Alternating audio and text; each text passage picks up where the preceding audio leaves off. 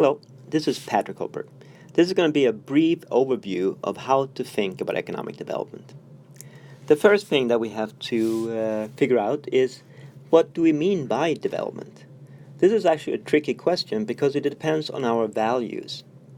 Traditionally, in economics, we have thought of development as an increase in GDP per capita, income per person. But today we know that development is really a more complicated process than that. It is a multi-dimensional process. But anyway, as soon as we have figured out what we are trying to achieve, the next step is to figure out how do we achieve it. And when we think about economic development, we'll be focusing on economic policies. So in development economics, we have traditionally focused on finding the optimal policy. What is the one policy, or maybe a set of policies, that would achieve a higher level of development in a nation? Again, if we define development as per capita income, then the economic policies will be focusing on that. As soon as we introduce a more holistic view of development, then our economic policies will have to change as well. There have been many suggestions for economic policies over the last 60 years or so, but none of them has actually been determined to be the best. There is no holy grail of development policies. There is no silver bullet. And one of the reasons for why our economic policies do not always work is because when we apply our economic policies, we have to take into account the institutional framework.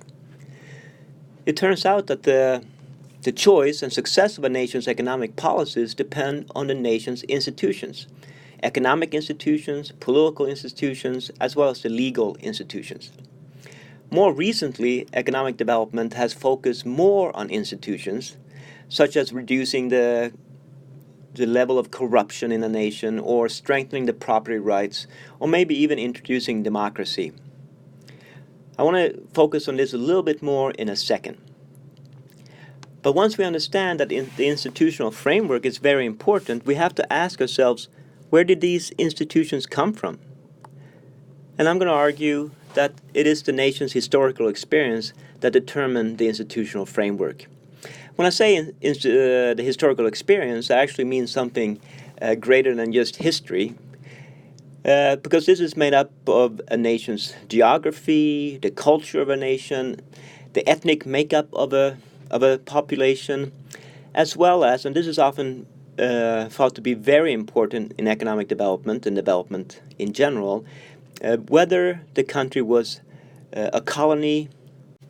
That is, what was the role of colonialism in the nation's history?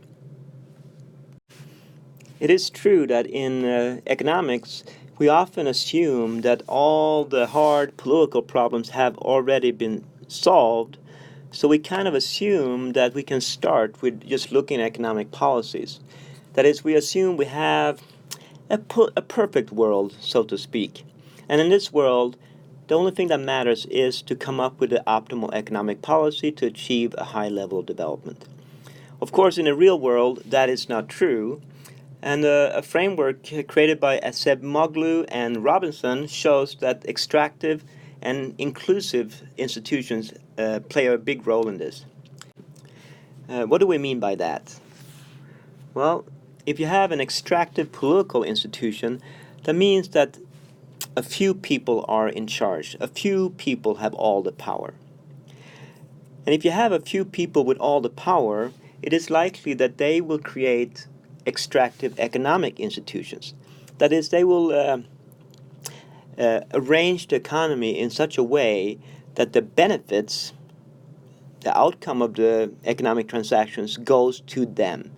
And basically that means creating monopolies and then extract surplus from this population to the few people in control. Of course, once the people in control have more resources, they will be able to protect their monopolies even better. So this is a vicious cycle. The alternative is to have inclusive political institutions. This is where power is shared by many people. and a democracy would be an example of this.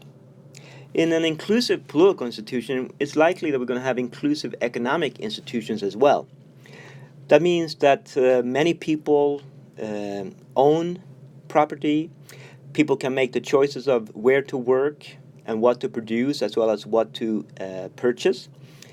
And of course, as wealth is spread evenly across the economy, that will then reinforce these inclusive political institutions as well.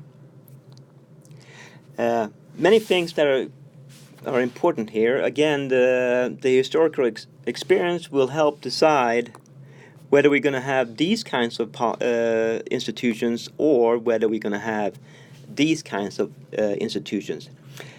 And again, colonialism is a very important determinant of this question.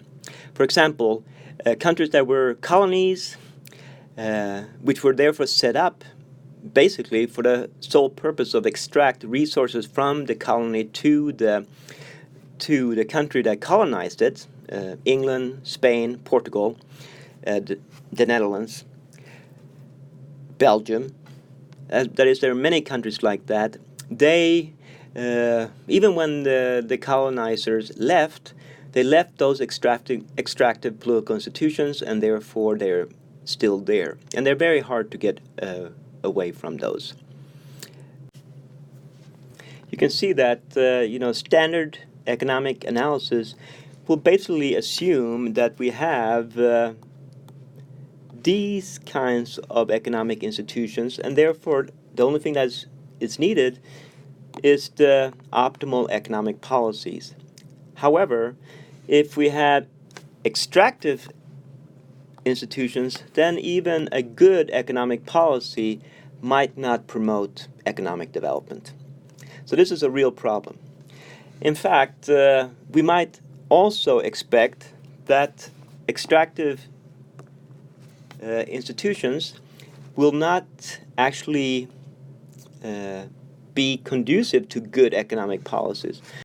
In fact, we might assume or expect that there's going to be a fear for technological change, fear of what we call creative destruction. And the reason is that if we have monopolies, then if you create a new industry, the ones with monopoly is going to lose power, and obviously they're going to do very much everything in their power to avoid that in order to keep being able to extract the resources to themselves.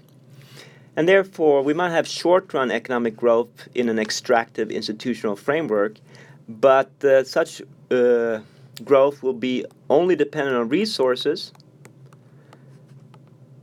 and therefore we're going to run into diminishing returns, and growth will slow down.